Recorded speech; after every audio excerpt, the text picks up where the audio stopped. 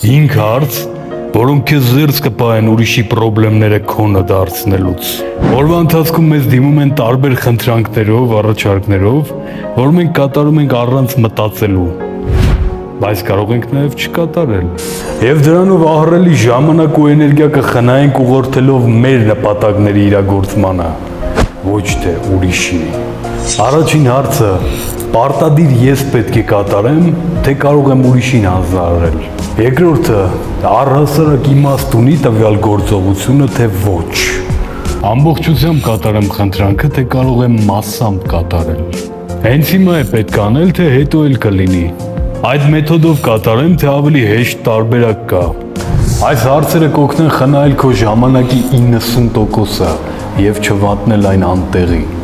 Բարեկամներս, հիշեցնեմ, որ Telegram-ում ստեղծել եմ սթափ, adekvat և նպատակասլաց մարդկանց խումբ, որին կարող ես միանալ հենց հիմա։